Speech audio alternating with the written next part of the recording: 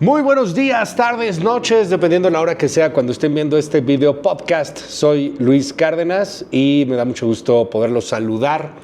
Estamos empezando a hacer este proyecto y lo invito a que nos escriba, que nos comenta, que nos diga de qué quiere que platiquemos, cómo quiere que sea este formato. La verdad yo lo veo un tanto como una especie de catarsis editorial, de cosas que a mí me gustaría compartir, hablar con mayor profundidad y con mayor holgura que con lo que hacemos en la radio o en la tele en particular, porque ahí los pinches tiempos siempre son paz. Y también, no hablo de censura, sino también, pues el estilo es muy diferente. El podcast es más abierto, el podcast es más de nosotros. El podcast es un poquito más así como que aquí entre nos. Entonces, bueno, pues escríbanos, por favor, qué opina, qué quiere hacer, qué hacemos. Nos decían que hiciéramos un Patreon, pues igual hacemos un Patreon, igual hacemos una comunidad más grande. No sé, a ver, vamos a crear esto y vamos a crearlo para todos. Oiga, he estado con una pinche gripa de aquellas, cuídese mucho, están los bichos a todo lo que da. Si puede usted pues, ir y consultar a su doctor, vaya y consulte a su doctor, que sí está con todo. De hecho, falté, ya van 2 pinches viernes que falto, me da muchísima pena, porque yo casi nunca falto al programa, pero ya falté 2 viernes, pues justamente por el tema de la gripa, porque, ve usted, porque recaí. Falté el 17 y falté el 10 y falté el 17 de octubre, los 2 viernes. O sea, según yo ya iba a estar bien y sí, el jueves en la noche pues, me noquearon. El viernes ya no fui al programa. Estuvo ahí Sheila Amador, si no me equivoco. Y luego ya del lunes 13 seguimos. Y otra vez caí porque andaba en Monterrey. Vi al Fosfo, a Andrés García. Samuel García. Andrés García, güey, no, sí. Perdón, güey, vi a Samuel García. A ver si no lo terminé por contagiar. Bueno, en fin, vámonos.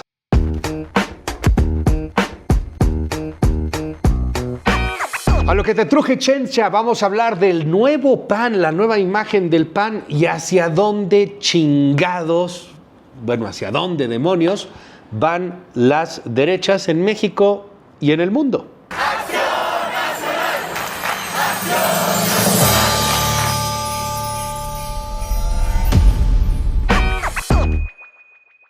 Hace unos días, el 18 de octubre, era sábado, además en sábado, güey, se le ocurrió al PAN cambiar su imagen. Bueno, ya lo venían trabajando desde hace tiempo. Pero el sábado hicieron una manifestación bastante desangelada, por cierto, y pues anunciaron el cambio de imagen. Inclusive ahí se les cayó hasta una persona en una especie de estanque de agua que había en el Frontón México.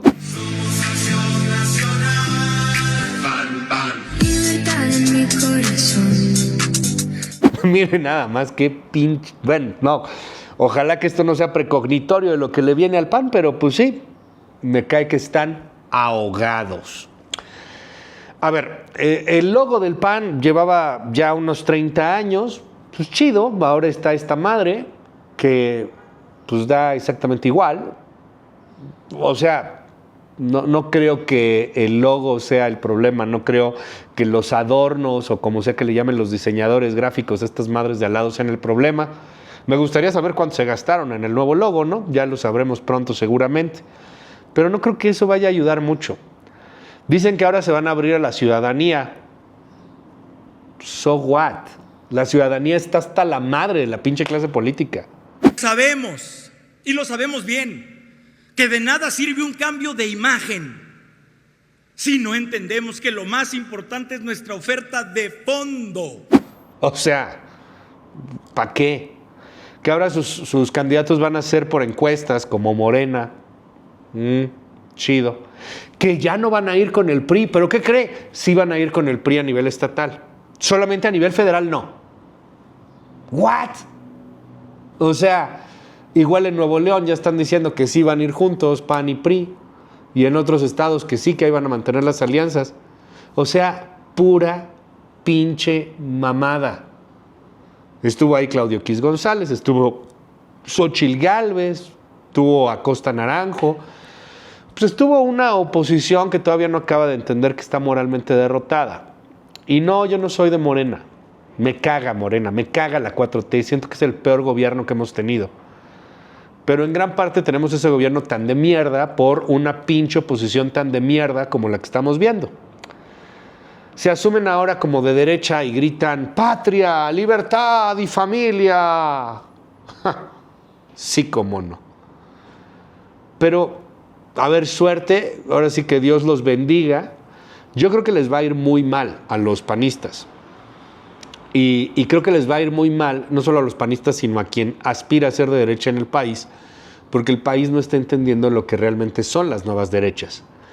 Y les soy franco, de corazón, creo que está chingón que todavía no le entiendan y ojalá que nunca le entiendan, porque las nuevas derechas están muy, muy de la chingada. Y vamos a voltear algo que también pasó en esta semana. Y es la marcha de No Kings en los Estados Unidos. Una marcha que congregó a miles y miles de personas en varias ciudades de la Unión Americana contra Donald Trump. Donald Trump sí es de estas nuevas derechas. Donald Trump sí es el prototipo de lo que puede venir con las ultraderechas radicales. El tema de pegarle a todo lo que sea woke, a todo lo que sea políticamente correcto y que, ay, no tenemos que decir ellas porque si no se molesta. Bueno, todo eso Donald Trump lo ha estado aniquilando y se ha estado aprovechando de muchos fenómenos. Y allá en los Estados Unidos salió la gente a protestar contra Trump, pero lo cierto es que Trump sigue teniendo una gran aceptación dentro de muchas comunidades, incluyendo la hispana, incluyendo la afroamericana, incluyendo las famosas minorías. Y es que el discurso de Trump es muy simple. Vamos a regresar a lo básico. Quitarte las telarañas de los discursos, de las complejidades democráticas y a lo que vas. Y te voy a poner solamente un ejemplo del cual Trump se aprovechó y que hoy lo hizo tan poderoso, que es el tema de la frustración de los hombres. ¡Ah, cabrón! Sí, tal cual como lo escuchas. Hoy por hoy hay muchísimos hombres que están frustrados por el tema feminista, pero muchísimos. Estamos hablando de una cantidad que todavía no se puede medir a ciencia cierta, pero que sí se va reflejando pues, en lo que ya preocupa a algunos estudios, a algunos sociólogos. Datos, pues hay por ahí bastante diversos, bastante dispersos, pero tienen que ver con los hombres que hoy, por ejemplo, ya no van a una carrera universitaria y ya ni siquiera se gradúan. En el caso de Europa y en el caso de América Latina también, se gradúan más mujeres que hombres prácticamente en todas las carreras. ¿Y eso qué nos dice? Eso nos dice que los hombres están buscando otras alternativas para poder subsistir. Este tema no es nadita menor, el asunto de los hombres frustrados frente al feminismo y frente al movimiento feminista. Estamos hablando de un movimiento, los famosos incels y todos estos güeyes que están ultra mega frustrados, que siempre tienen una bandera que no es del todo cierta, aunque no es del todo mentira, que hablan del famoso 80-20. Eso quiere decir que el 80% de las mujeres solamente están disponibles para el 20% de los hombres. Y es los hombres que tienen dinero, los hombres que tienen poder, los hombres que pueden mantener a alguien y que todos los demás pues están condenados a la soledad, a la frustración y a hacerse solitos, ¿no? El problema es que el movimiento, que es una cosa que siempre ha existido, o sea, un tema de que pues, no todos los hombres pueden tener acceso a todas las mujeres en cuestión de liga, en cuestión sentimental, no me funen, no estoy diciendo nada malo. Hoy por hoy se proyecta y se hace extremadamente evidente gracias a las mentadas redes sociales y a la cantidad de frustración que sí estamos viendo por el crecimiento de las mujeres, lo cual es de aplaudirse.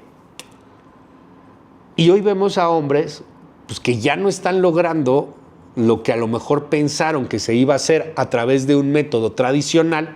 ¿Cómo que un método tradicional? Pues que estudiaran, que fueran a la universidad, que obtuvieran un título, que del título les iban a dar una carrera y un trabajo prácticamente en automático, que iban a ser los proveedores, que iban a encontrar a una esposa, que iban a tener hijos con esa esposa y todo iba a ser como el American Way of Life, como la familia tradicional. Bueno, eso se fue tronando por muchísimos factores. Uno de ellos sí tiene que ver con el asunto feminista y no estoy diciendo que esto sea antifeminista, para nada, solamente estamos describiendo lo que sucedió. Esto ha hecho que muchísimos, pero muchísimos jóvenes particularmente estén muy frustrados. ¿Y qué pasa cuando estos hombres están muy frustrados? Bueno, pues terminan por apostarle a valores muy tradicionales. Y van por líderes que están encabronados, como Donald Trump, como Erdogan, como Le Pen, por ejemplo, en Francia. Entran a este asunto de los valores tradicionales y decir, oye, pues yo quiero que las cosas regresen a como eran antes. Pero las cosas nunca van a regresar a como eran antes. Pero, a ver, espérame. Déjame irme más allá de solamente los hombres. También estamos viendo un fenómeno con las mujeres. Hay muchas mujeres que también se están volcando a estos movimientos de nueva derecha, de tradicionalismo, y en donde pues hay una cantidad que habrá que medir con tiento y con cuidado, que está diciendo, ¿sabes qué? Yo no quiero competir en el mercado. O sea, a mí me gustaba la idea de mi abuelita o de mi mamá de quedarme en casa y ser una mujer tradicional, una esposa tradicional. Y entonces, pues no quiero, porque ahora, de hecho, ya no está ese pretexto que antes sabía que era muy sencillo, que no era pretexto, insisto, siempre fue un desmadre, lo que tú quieras, y sí, continúa habiendo este techo de cristal, pero más o menos, ya no tanto. ¿Por qué decimos que ya no tanto? Pues porque ya desde hace un buen rato se rompió. Hoy en México tenemos una mujer presidenta, hay presidentas en gran parte del país, de hecho tenemos una Angela Merkel, por ejemplo. El hecho de que ya no puedas por ser mujer ya no está tan vigente en gran parte del mundo occidental. No estoy diciendo que ya todo se superó, no, pero esa es una realidad. Y frente a ello, pues ya no hay como que el pretexto de, no, yo ya no estudio esto porque no, soy mujer y me discriminan y todo. No, ya no. Al contrario, hoy hay más mujeres, insisto, que se gradúan, más mujeres que empiezan a tener puestos directivos, etcétera, etcétera. Entonces, bueno, tienes también una cantidad interesante de mujeres, insisto, habrá que ver cómo medirlo, porque es un asunto pues, que tampoco conviene a muchos intereses medirlo, pero habrá que ver cómo medirlo, que están apostando a estos tradwives o a estos modelos tradicionales de familias. Y todos estos en conjunto empiezan a generarte fenómenos interesantes como el de Trump. Ahí tienes a un Donald Trump que ha ganado, que ahora es presidente con toda esta fuerza. Y tienes a unos demócratas que dicen, ay, sí, pues vamos a ver, pero ahorita en las intermedias vamos a ver si le ganamos. Pues vamos a ver. Yo también tengo muchas ganas de ver las intermedias que ya van a ser el año que entra en Estados Unidos y ver si realmente le ganamos o no le ganamos, como dicen los demócratas. Yo no me incluyo, yo ni gringo soy, me da igual, me vale madre. Pero habrá que ver si realmente le ganan a Trump y Trump pierde el Congreso, o sea, el republicano pierde el Congreso, o por el contrario, termina por ganar. Porque yo lo que estoy escuchando son los mismos pinches discursos que escuché en el año pasado, cuando Trump ganó, y que los demócratas decían, ay, no, va a perder porque ofendió a esta comunidad, porque dijo este chiste, porque vean qué grosero es, y tómala, barbón. Pinche Trump arrasó, güey. Les partió su madre. Entonces, yo quiero ver qué pasa con ese asunto y hacia dónde avanza ese movimiento del MAGA, del Make America Great Again. Regresando a nuestro tema, pues ahí está realmente la construcción, y espero que nunca se den cuenta porque pues, movimientos como el MAGA y cosas por el estilo terminan por destruir democracias, pero pues realmente hacia allá va la construcción que se requeriría de unas nuevas derechas. Hay grandes filósofos, estudiosos, autores del tema. Yo citaría a uno que va mucho con una ideología muy parecida a la mexicana, un Agustín Laje, por ejemplo, pues que sí habla de la necesidad de la libertad, que sí habla de la necesidad de la construcción de nuevas maneras de poder hacerle frente a Morena. a la 4T, a la izquierda. Laje no dice de Morena, sino que lo decía del kirchnerismo que en su momento le tocó. Y con esa batalla cultural que dio, pues sí le partió su madre al kirchnerismo y terminó por ganar Milei. ¿Los panistas van a entender esto? Pues yo la neta creo que ahorita no están entendiendo ni madres. Pero bueno, ya tienen un nuevo logo. Para platicar de este tema, quiero dejarlo con esta conversación que hice con Javier Carbonell. Javier Carbonell es candidato a PhD allá en Europa, miembro del European Policy Center. Y se puso bien interesante la pinche plática porque, entre otras cosas, lo que nos dice Carbonell es esto que le digo de la diferencia de los hombres y las mujeres y cómo hay una cantidad de hombres frustrados que están apostando a hombres fuertes. Vea la entrevista, vale la pena y coménteme aquí en nuestras redes. Acuérdese de suscribirse, por favor, suscríbase y escríbanos hacia dónde vamos, qué hacemos con este proyecto. Lo dejamos ahí como una simple catarsis. Lo que queremos es crecer, queremos hacer esta pinche comunidad, que podamos entendernos, que podamos ayudarnos entre todos. No sé, ¿qué ve usted? Escríbame, por favor. Javier, me da muchísimo gusto poder conocerte. Es un honor y además gracias por regalarnos estos minutos. ¿Cómo estás? Muy bien, muchas gracias. Encantado de hablar, de participar. Oye, vamos a platicar un poco del populismo. Todo el mundo habla de populismo, se menciona de una manera, yo diría ya extremadamente frívola. Es que este es populista, es que es una política populista, pero creo que en sí, como muchos términos políticos y sociales, no lo conocemos a profundidad. ¿Qué es el populismo, Javier? En general, la definición más académica sería sencillamente una visión de la política que divide entre pueblo y élites. Uh-huh.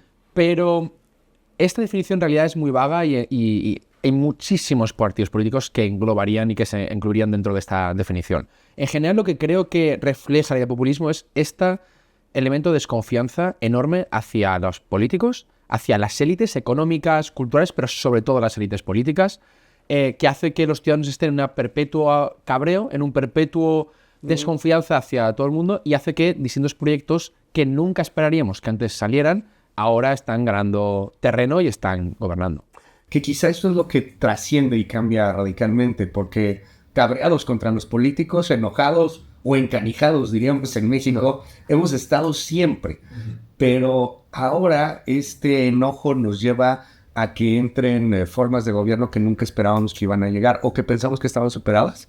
Claro, o sea, yo creo que han pasado dos cosas. Con los políticos nunca ha habido una buena imagen, nunca. O sea, siempre ha sido así. Claro. Pero creo que han pasado dos cosas fundamentales.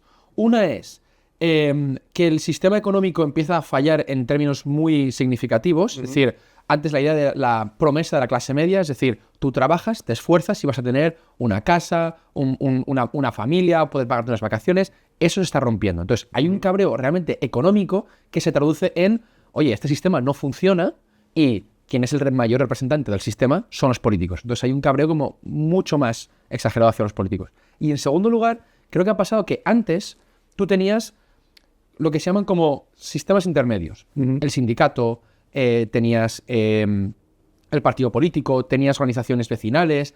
Todas estas organizaciones se han ido decayendo durante los últimos años. Entonces hay una relación mucho más directa a través de las redes sociales con el político. Y esto, hay una búsqueda de autenticidad, una búsqueda de relación con el político que hace que sea mucho más fácil desencantarte con el político. Entonces, antes lo que te mantenía en la política era esta organización. Si no hay organización, tú te involucras en la política un momento, te manifiestas, te cabreas, pero luego, al día siguiente, te desencantas y no participas. Y eso es un ciclo muy malo para la participación política. Ahora, hay aquí algo que me llama la atención, que mencionas. Antes había desigualdad, antes había pobreza, antes había corrupción, tal cual como sigue habiendo hoy día, a lo mejor en mayor o menor nivel, dependiendo del país o la zona de la cual estemos discutiendo. Pero antes no había redes sociales. No había esta sociedad de hiperestimulación, no había esta gente que ve un video y ve otro y ve otro y ve otro y se desencanta rápidamente. Desde tu perspectiva, ¿tiene que ver el avance del populismo con la sociedad hiperestimulada, con las redes sociales? O sea, obviamente. Pero para mí se ha juntado un poco el hambre con las ganas de comer. Okay. Es decir, por un lado tenemos redes sociales que estimulan el conflicto. Las redes sociales no son neutrales, están hechas para conflicto. Las redes sociales están hechas para que sean insatisfactorias. Es decir, la dopamina que a ti te da ver un Reels o ver una noticia que es interesante funciona porque la mayor parte de las noticias que tú ves no son interesantes. Porque tú estás pasando todo el rato para ver esa que es interesante. Entonces, esa insatisfacción está como construida dentro del sistema de las redes sociales y lo está potenciando todo el rato. Pero al mismo tiempo se ha juntado con las ganas de comer en el sentido de que la desigualdad, sobre todo en Europa, ha habido un momento de desarrollo económico muy importante después de la Segunda Guerra Mundial, que además se redujo mucho la desigualdad. Y desde los años 80-90 ha aumentado muchísimo la desigualdad, se ha reducido el crecimiento económico. Entonces, claro, la idea de ascensor social que había antes, tú trabajas y asciendes y mejoras tu vida, ya no está. Los jóvenes de hoy en día, que es el ejemplo más claro, sabemos que vamos a vivir peor que nuestros padres. Es que es imposible que no haya un cabreo con el sistema si no hay perspectiva de futuro. Déjame entrar a ese punto en particular de los jóvenes. Platicaba yo con una premio de juventud en México hace un par de semanas y nos brincó y nos llamó mucho a toda la audiencia cuando le preguntamos qué es ser joven hoy día y ella nos dijo, ser joven hoy es sufrir. Y nos habló del futuro cancelado.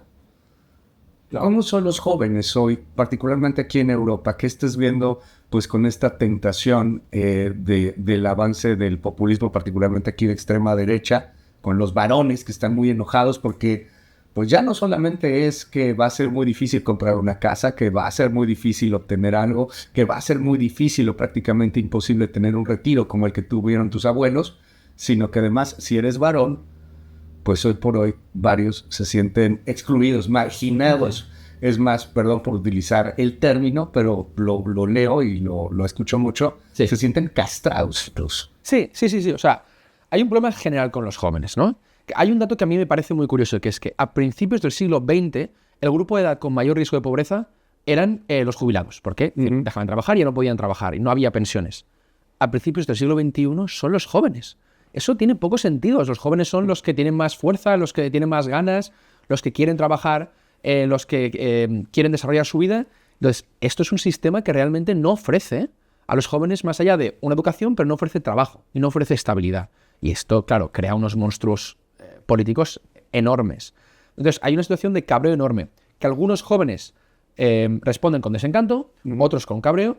¿Y qué pasa con los hombres jóvenes? Aquí están pasando muchas cosas. A la vez esto... pero pasan dos cosas fundamentales. Una, que en realidad hay un problema muy gordo con los hombres jóvenes de clase trabajadora, especialmente los que trabajan en trabajos manuales y que no van a la universidad. Actualmente los chicos van menos a la universidad que las chicas en la mayor parte de los países europeos y crecientemente un montón de países a nivel mundial. ¿Qué me estás diciendo, Javier? ¿Menos hombres que mujeres a la universidad? En algunos países, como por ejemplo en Noruega, el 60% de las chicas van a la universidad y el 40% de los chicos van a la universidad. De mi generación. Obviamente no de las generaciones más mayores, de mi generación. Entonces estamos hablando de que las chicas van mucho más a la universidad que los chicos. Y eso luego repercute en tipo de trabajos que se vayan a hacer. Claro, hay muchos hombres que hacemos más trabajos manuales que mujeres. Pero ese tipo de trabajos se han automatizado. Piensa en los trabajos de la factoría, de la fábrica, que antes, en los años 60, 70... eran trabajos duros, pero eran buenos trabajos. Te daba para pagarte una casa, te daba para pagarte una vida. Actualmente esos trabajos están desapareciendo. Entonces, hay un problema muy gordo con los hombres jóvenes de clase trabajadora. Los que van a la universidad y estudian ingeniería, esos están bien, o igual que siempre, o incluso mejor. Pero los hombres jóvenes de clase trabajadora están sufriendo una situación económica bastante complicada. Y me iría un poco más allá, perdón que te interrumpa, porque tienes las automatizaciones. Ejemplo que todo el mundo conocemos, las fábricas de Amazon. O sea, los humanos están ahí cada vez más y más de adorno y más por una necesidad o hasta obligación de que la empresa tiene que tener algunos humanos, pero la mayor parte del trabajo está generalizada o realizada por robots. Y cada vez hay más y más carreras que están siendo afectadas por la inteligencia artificial, que se suplen por la IA. Mencionabas las ingenierías, platicaba hace poco con algunos programadores y decían, es que no sabemos qué es lo que vamos a hacer porque la inteligencia artificial está empezando a programar. Pensábamos que nuestro trabajo estaba a salvo, pero es de los primeros que está empezando a ser amenazado.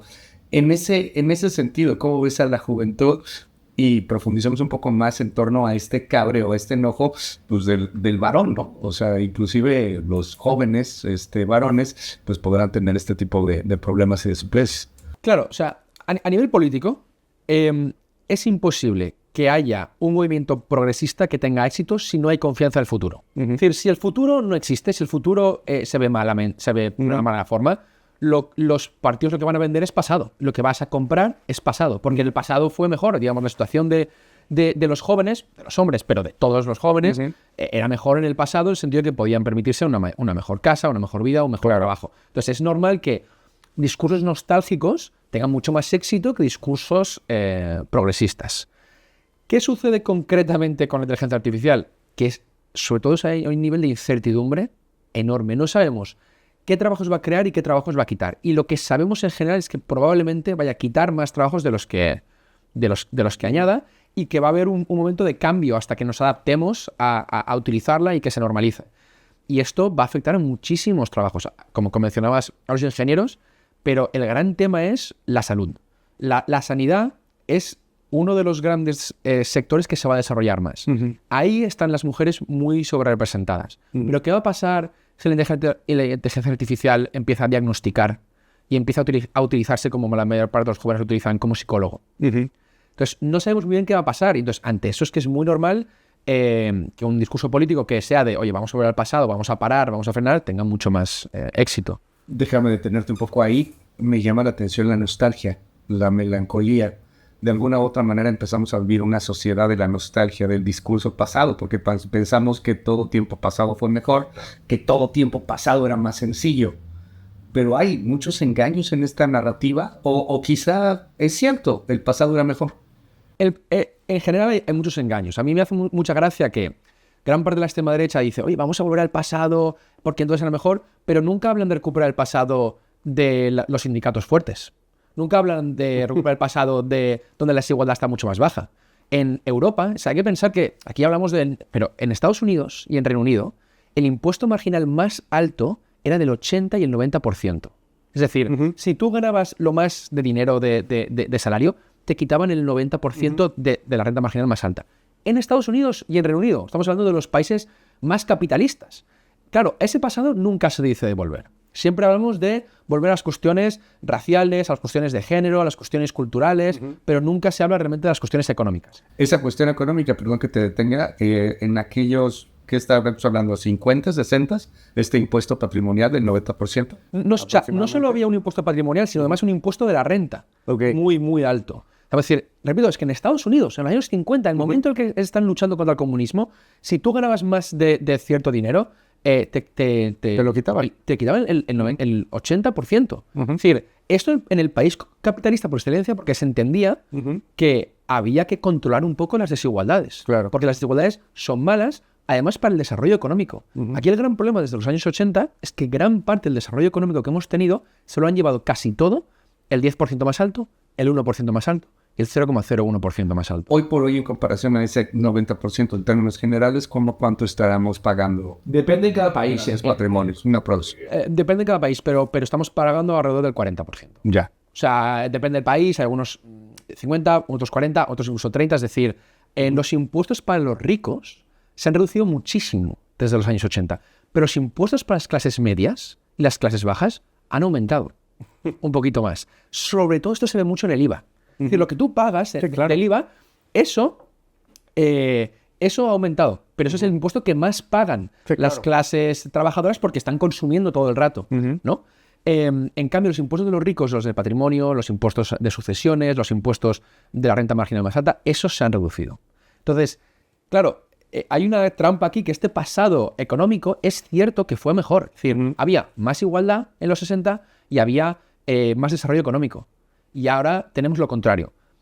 Eso nunca se recupera desde la extrema derecha. Esto es lo que a mí me parece más contradictorio de toda esta visión de la nostalgia.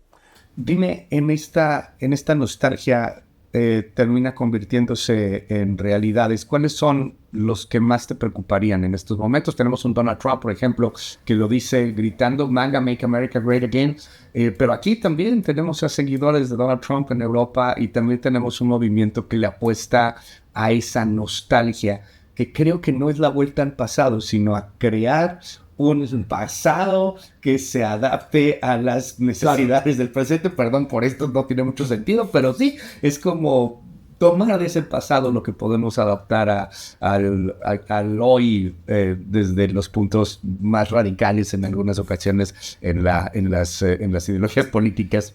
¿Qué ves? Claro, o sea, es que lo curioso es que Donald Trump no es un político conservador, es un político reaccionario, ¿no? Es decir, conservador es esta idea de yo conservo lo que tenemos del pasado. No, esta es una idea de vuelvo a un pasado imaginado que realmente nunca existió y en realidad estás construyendo un nuevo futuro que se vende como nostalgia, pero que en realidad es una cosa muy distinta. Me volaste la cabeza. Es que esa es la clave. No son conservadores porque no conservan nada. No quiero conservar nada. Quiero tomar del pasado, reconstruir históricamente en mi cabeza el pasado y adaptarlo a nuestro presente. Y transformar cosas son totalmente distintas. Ajá. Sí, perdóname. Perdón, te interrumpí yo. No, disculpa, que sí, que es una cosa realmente distinta, no es el pasado. Porque decir, claro, si tú eres realmente conservador, conservas todo lo del pasado, lo bueno, lo malo, pero tienes una idea relativamente completa del pasado. Esto es diseñar una cosa muy concreta. Y a mí lo que realmente me preocupa es que detrás de las cuestiones, digamos, culturales, a lo que se quiere volver, hay un problema mucho mayor, que es la regresión antidemocrática. Hace muy poco Donald Trump hablaba de, oye, hay mucha gente que dice que necesitamos un dictador. Y deja una pausa. Luego dice, no, bueno, yo no soy un dictador, soy una persona que tiene sentido común. Pero lo que vemos que es muy preocupante es que crecientemente cada vez más gente dicen las encuestas que quizás estaría de acuerdo con, oye, probar un sistema autoritario o que la democracia no es el mejor sistema.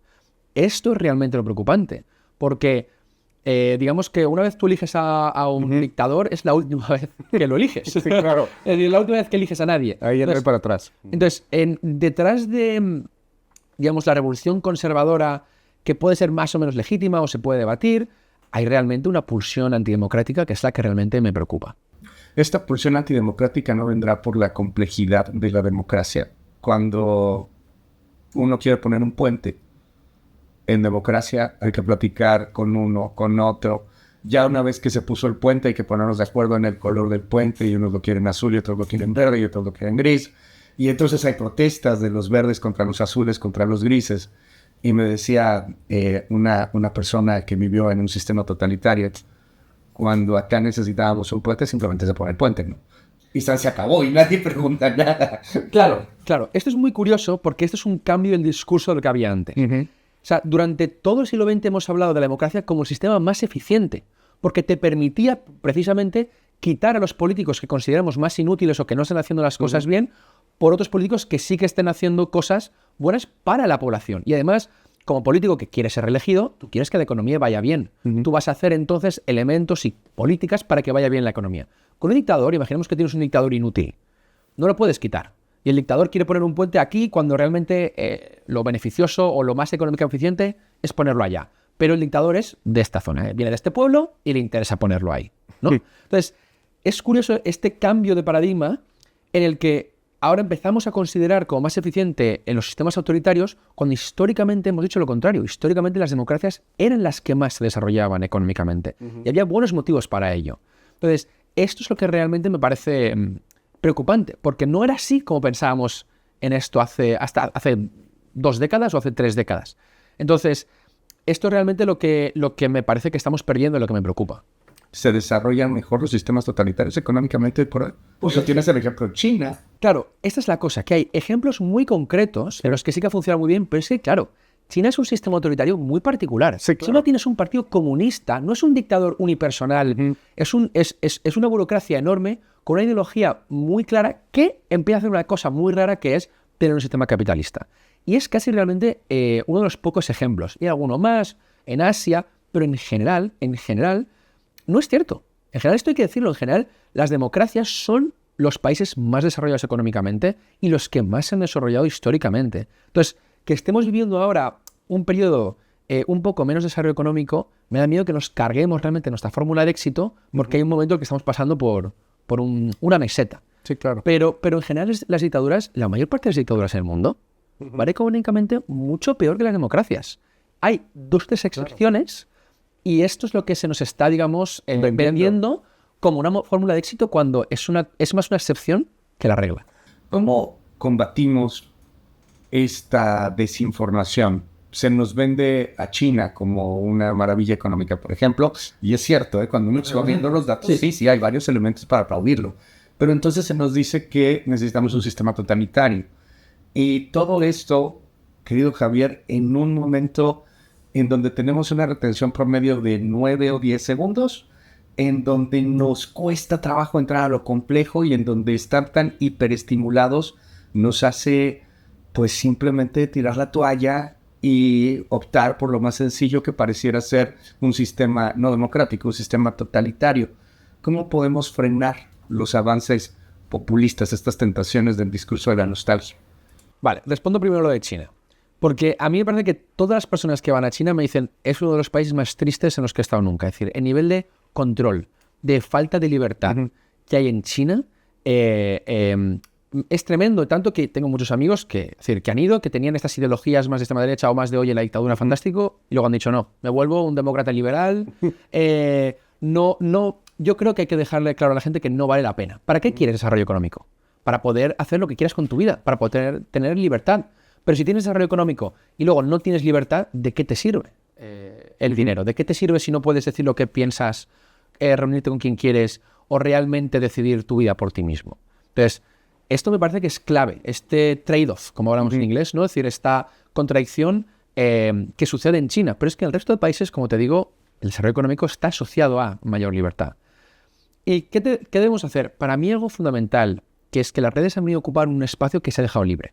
Se ha dejado libre por las asociaciones de vecinos que ya no están tan fuertes, por los movimientos sociales, por los sindicatos, por los partidos políticos de masas, por las organizaciones, digamos, fuertes, intermedias, que hacen que tú te involucres en política, pero no un día una protesta como un cabreo, sino como algo continuo todo el rato. Y eso te hace mucho más resistente a la propaganda que tú ves en tu móvil. Te hace mucho más resistente a ver un vídeo en el que de repente ves una persona haciendo X y te dicen tal, cuando el vídeo está totalmente sacado de contexto. De que tú tienes una organización en la que lo hablas con la gente dice, oye, no, esto no es así, o me informa mejor, o tal. Estas organizaciones intermedias, esto es lo que realmente hemos perdido y esto es lo que realmente hemos de recuperar.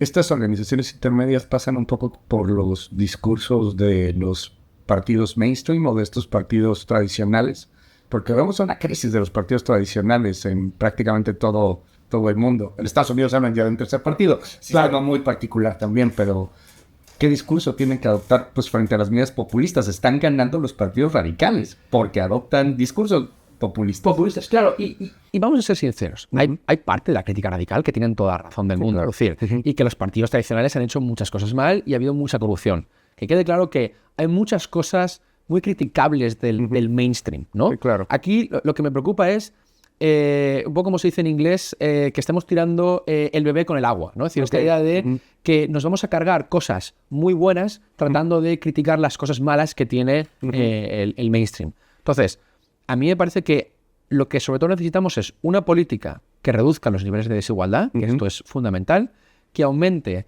las organizaciones sociales, y este entramado social, eso me parece fundamental reformarlo.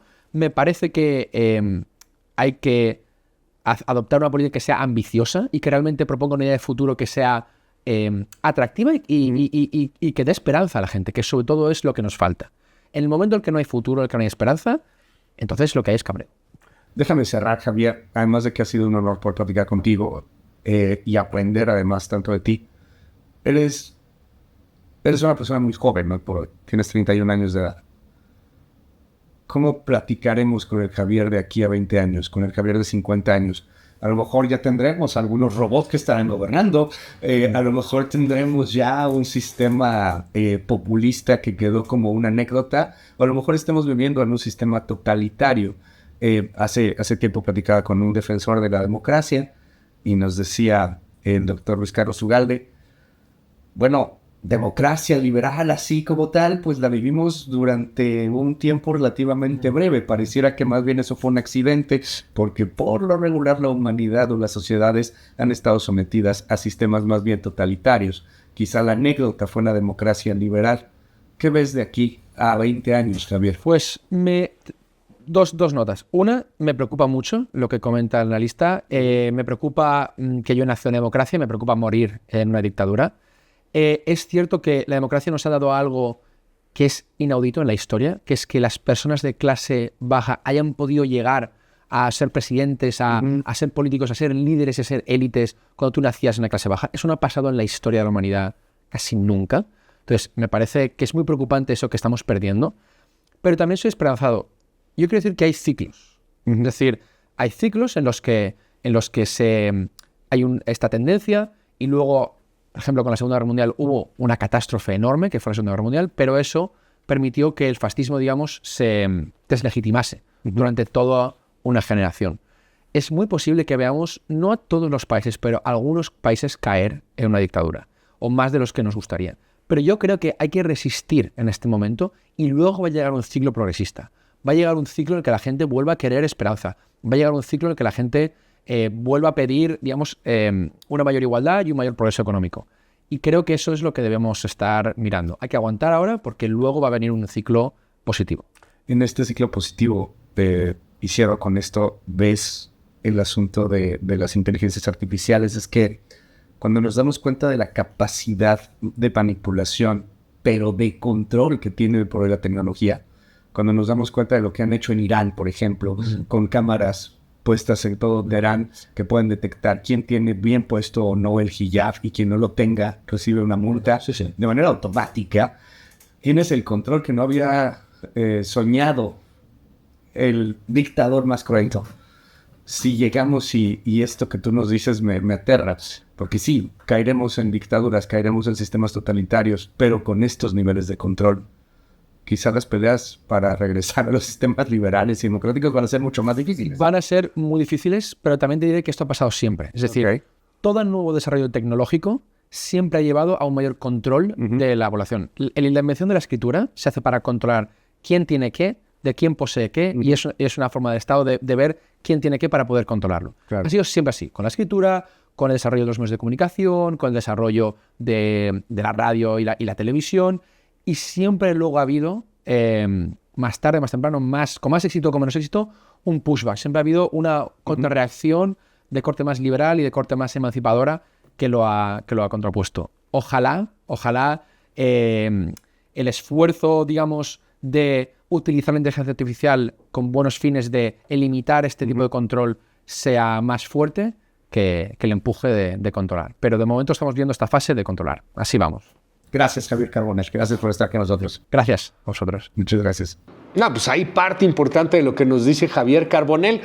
Te recuerdo, puedes suscribirte y pues muy pronto vamos a estar en todas las plataformas de podcast. Aquí nos vemos todos los martes en este podcast de Luis Cárdenas. Adiós.